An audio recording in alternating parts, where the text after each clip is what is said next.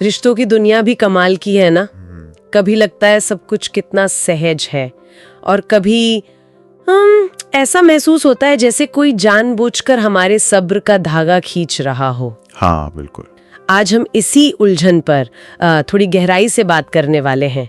आखिर क्यों रिश्तों में कभी कभी धैर्य की ऐसी परीक्षा ली जाती है। हमारे पास जो जानकारी है वो इस बर्ताव के पीछे छिपे मनोवैज्ञानिक कारणों और उनसे निपटने के तरीकों पर रोशनी डालती है। तो आज हमारा मकसद है इन वजहों को परत दर परत खोलना और समझना कि जब ऐसा हो तो क्या किया जा सकता है। सही कहा। ये अनुभव शायद कई लोगों ने किया होगा। ऐसा लगना कि आपका साथी जानबूझकर नहीं तो अनजाने में ही सही आपको उकसा रहा है, आपकी सहन शक्ति की हदें टटोल रहा है। बिल्कुल होता है ऐसा। मन में सवाल उठता है, आखिर क्यों? क्या वे हमें चोट पहुंचाना चाहते हैं? दिलचस्प बात यह है कि जो जानकारी हमारे सामने है वो बताती है कि मामला शायद उतना सीधा नहीं है और इसके पीछे नुकसान पहुंचाने का इरादा हो, ये जरूरी नहीं। आपने बिल्कुल सही पकड़ा। देखो, जानकारी के मुताबिक जिसे हम धैर्य की परीक्षा कह रहे हैं वो असल में ऐसी स्थितियां हैं जहां एक साथी का व्यवहार दूसरे के भावनात्मक संतुलन, उनके धीरज या सहनशीलता को चुनौती देता हुआ महसूस होता है। ये कभी बहुत महीन टिप्पणियों से हो सकता है, कभी किसी काम से, या कभी कभी ऐसे व्यवहार से जो लगता है कि सिर्फ प्रतिक्रिया भड़काने के लिए ही किया गया है। अच्छा, लेकिन यहाँ एक जरूरी फर्क समझना होगा। ये विश्लेषण तर्क देता है कि ये परीक्षाएं अक्सर सिर्फ परेशान करने की नीयत से नहीं होती। हाँ, इनके पीछे कहीं गहरी वजहें छिपी हो सकती हैं, जैसे रिश्ते के प्रति प्रतिबद्धता कितनी पक्की है ये जानने की इच्छा, भावनात्मक स्थिरता को परखना, या ये समझना कि तनाव और असहमति की स्थितियों में साथी कैसे पेश आता है। ये एक तरह से रिश्ते की नींव को टटोलने जैसा हो सकता है। तो ये सिर्फ ऊपरी सतह की खरोच नहीं है, बल्कि इसके नीचे मनोवैज्ञानिक गहराइयां हैं। चलिए फिर इन मनोवैज्ञानिक आधारों को खोलते हैं, जैसा कि इस विश्लेषण में बताया गया है। ये समझना वाकई दिलचस्प होगा कि उस वक्त दिमाग में क्या चल रहा होता है जब कोई ऐसा बर्ताव करता है। हाँ, और ये जानकारी कुछ मुख्य मनोवैज्ञानिक कारणों की तरफ इशारा करती है। पहला कारण, और शायद सबसे आम, एक छिपी हुई पुकार है, आश्वासन की तलाश। आश्वासन? हाँ, सोचिए, कभी कभी लोग बस ये जानना चाहते हैं कि मुश्किल हालात में भी उनका साथी उनकी कितनी परवाह करता है, क्या वो अब भी उनके लिए उतना ही प्रतिबद्ध हैं। ये बचकानी जिद नहीं, बल्कि एक गहरी असुरक्षा का संकेत हो सकता है, जहां साथी बस ये जानना चाहता है, क्या तुम तब भी मेरे साथ रहोगे जब मैं मुश्किल बन जाऊं। ये प्यार की परीक्षा कम, अपनेपन की गुहार ज्यादा है। अच्छा, तो ये सीधे सीधे असुरक्षा से जुड़ा है, मतलब एक तरह का मौन सवाल, क्या तुम वाकई मेरे हो चाहे कुछ भी हो जाए। ये पहलू तो अक्सर नजरअंदाज हो जाता है। हम सिर्फ बाहरी व्यवहार देखते हैं, उसके पीछे की जरूरत नहीं। बिल्कुल। और ये जानकारी हमें बताती है कि इस व्यवहार को सिर्फ बचकाना या तंग करने वाला कहकर खारिज नहीं कर देना चाहिए। ये अक्सर रिश्ते में गहरे भावनात्मक लगाव और सुरक्षा की जरूरत का संकेत होता है। दूसरा कारण है भावनात्मक स्थिरता का आकलन। विश्लेषण बताता है कि कुछ लोग ये देखना चाहते हैं कि उनका साथी तनाव, दबाव या निराशा में कैसे प्रतिक्रिया करता है। अच्छा, कैसे? क्या वे आपा खो देते हैं या शांति से स्थिति संभालते हैं।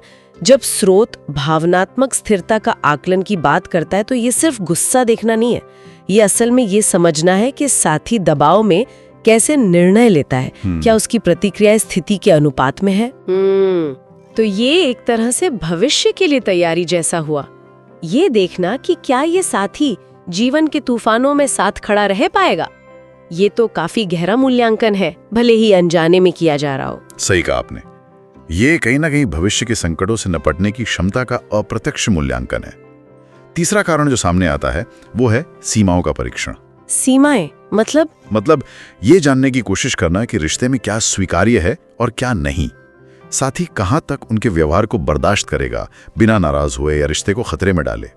ये कुछ वैसा ही है जैसे बच्चे अपनी आजादी की हदें जानने के लिए नियमों को थोड़ा तोड़ते हैं। ये दिलचस्प तुलना है, बच्चों की तरह सीमाएं परखना। ये थोड़ा अपरिपक्व लग सकता है, पर शायद इंसानी स्वभाव का हिस्सा हो, रिश्ते के अलिखित नियमों को समझने की कोशिश। हाँ। लेकिन यहाँ ये समझना जरूरी है, जैसा स्रोत इशारा करता है, कि ये परीक्षाएं हमेशा सोची समझी चालें नहीं होती। कई बार ये असुरक्षा या पिछले अनुभवों से उपजी अनजाने में होने वाली प्रतिक्रियाएं होती हैं। बिल्कुल।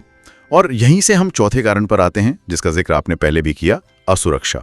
हाँ, असुरक्षा। इस विश्लेषण के अनुसार गहरी जड़ें जमा चुकी असुरक्षाएं व्यक्ति को लगातार पुष्टि या सत्यापन वैलिडेशन की तलाश में इस तरह के परीक्षण करने पर मजबूर कर सकती हैं। उनके मन में डर हो सकता है कि वो पर्याप्त नहीं है या साथी उन्हें छोड़कर चला जाएगा। तो ये व्यवहार एक तरह से ये पूछने का तरीका बन जाता है, क्या मैं अभी भी तुम्हारे लिए मायने रखती हूँ? ये सुनकर थोड़ा दुख होता है, ये सोचना कि कोई अंदर से इतना अकेला या असुरक्षित महसूस कर सकता है कि उसे अपने साथी के प्यार को परखने के लिए ऐसे तरीके अपनाने पड़े। ये तो रिश्ते के लिए भी एक चुनौती है। हाँ, ये वाकई मार्मिक है। और पांचवा कारण जो बताया गया है वो है पिछले अनुभव, अतीत के अनुभव। हाँ, पहले के रिश्तों में मिला धोखा, चोट या देखे गए नकारात्मक पैटर्न वर्तमान व्यवहार को अनजाने में प्रभावित कर सकते हैं। अच्छा, हो सकता है उन्होंने पहले किसी साथी को ऐसा करते देखा हो या खुद किसी दर्दनाक अनुभव से गुजरे हों और अब वे या तो वही पैटर्न दोहरा रहे हैं या फिर अत्यधिक सतर्क हो गए हैं, जिसके कारण वे अनजाने में ही साथी के धैर्य को परखने लगते हैं। तो ये सब मिलकर एक जटिल मनोवैज्ञानिक तस्वीर बनाते हैं। कोई एक सीधी वजह नहीं है। आश्वासन की तलाश, स्थिरता का आकलन, सीमाएं परखना, गहरी असुरक्षा और अतीत का बोझ, ये सब मिलकर इस व्यवहार को जन्म दे सकते हैं। बिल्कुल। और जैसा कि ये विश्लेषण जोर देता है, इन कारणों को समझना बेहद जरूरी है, क्योंकि अगर हम वजह नहीं समझेंगे तो हमारी प्रतिक्रिया भी शायद सही नहीं होगी और रिश्ता उलझ सकता है। पहली प्रतिक्रिया तो अक्सर झुंझलाहट या गुस्सा ही होती है ना?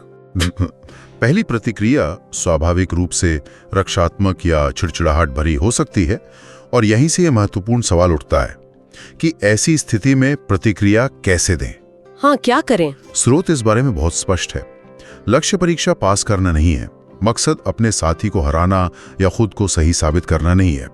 असली उद्देश्य है समझ को बढ़ावा देना, रिश्ते के भीतर छिपी समस्याओं को उजागर करना और अंततः रिश्ते को मजबूत करना। ये बहुत अहम नुक्ता है।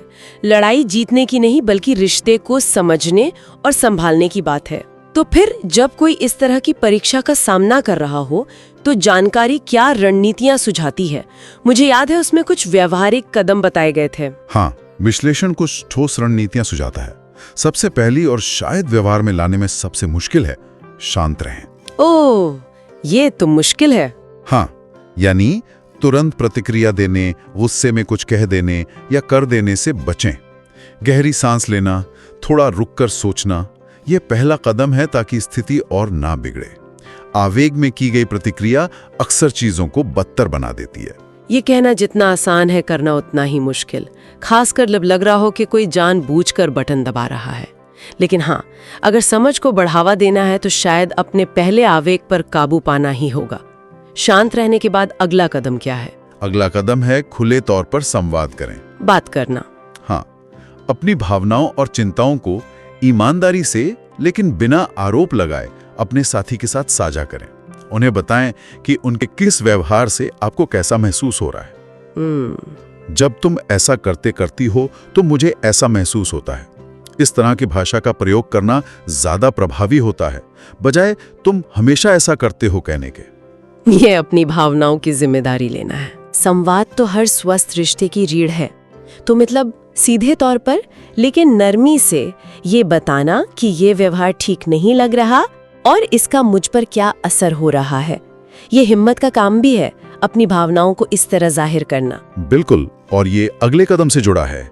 सीमाएं निर्धारित करें, हदें तय करना। हाँ, स्पष्ट रूप से परिभाषित करें कि कौन सा व्यवहार आपके लिए स्वीकार्य है और कौन सा नहीं। ये दृढ़ता से कहना कि मैं इस तरह का व्यवहार बर्दाश्त नहीं कर सकती, या अगर भविष्य में ऐसा होता है तो मुझे ये करना होगा। अच्छा, ये न सिर्फ रिश्ते के लिए जरूरी है बल्कि आत्मसम्मान बनाए रखने के लिए भी महत्वपूर्ण है। ये उन सीमा परीक्षणों का सीधा जवाब भी है जिनकी हमने पहले बात की थी। हाँ, अपनी सीमाएं जानना और उन्हें स्पष्ट रूप से व्यक्त करना, ये दिखाता है कि आप अपने आप को और रिश्ते को महत्व देते हैं।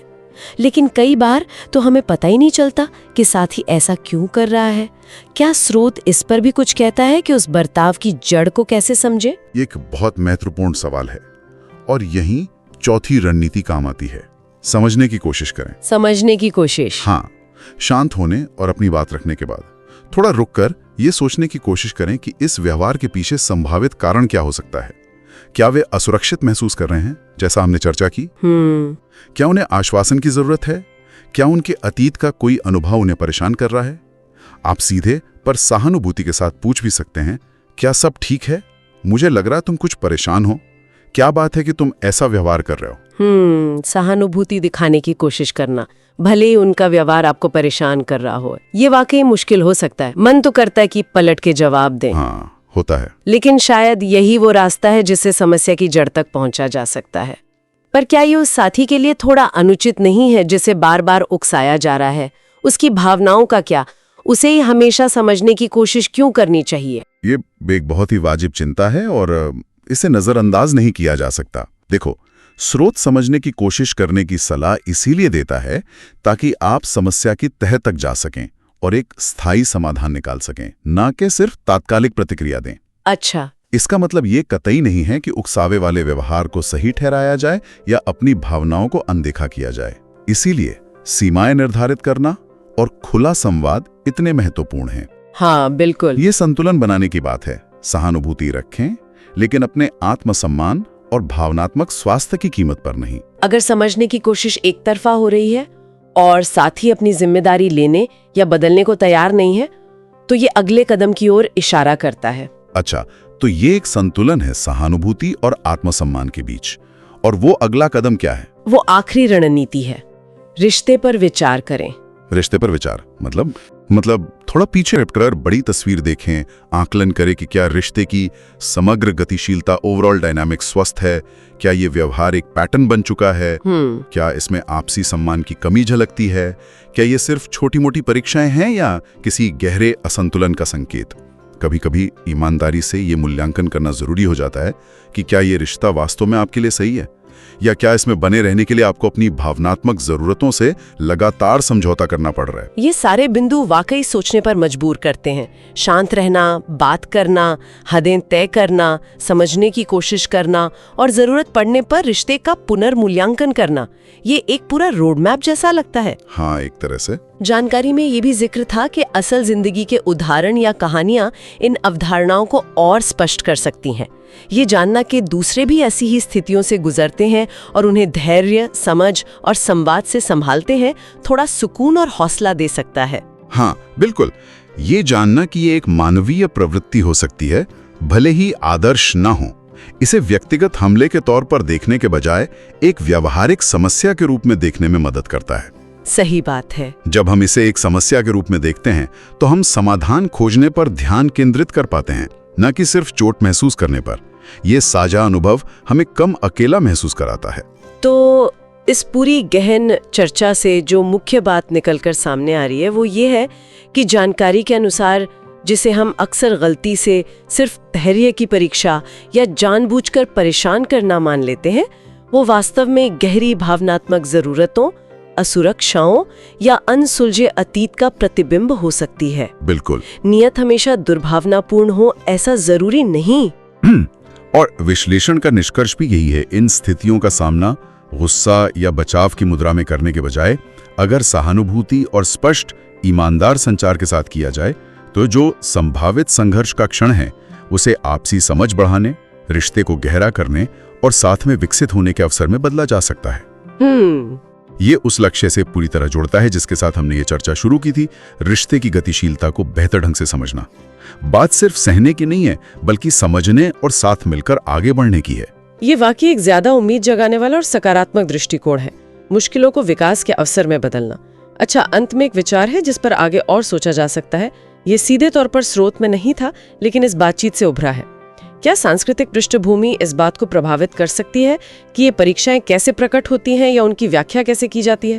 ओहो, ये तो बहुत अच्छा सवाल है। मिसाल के तौर पर कुछ संस्कृतियों में भावनाओं को सीधे व्यक्त करना शायद कम आम हो, तो क्या वहाँ ऐसे अप्रत्यक्ष परीक्षण ज्यादा देखने को मिल सकते हैं? ये एक बेहद दिलचस्प और जरूरी सवाल है। संस्कृति निश्चित रूप से भावनाओं की अभिव्यक्ति और संचार के तरीकों को आकार देती हैं। हाँ, जहाँ सीधे टकराव से बचा जाता है वहाँ शायद ये परीक्षण ज्यादा सूक्ष्म या अप्रत्यक्ष रूप ले सकते हैं, जिन्हें समझना और भी मुश्किल हो सकता है।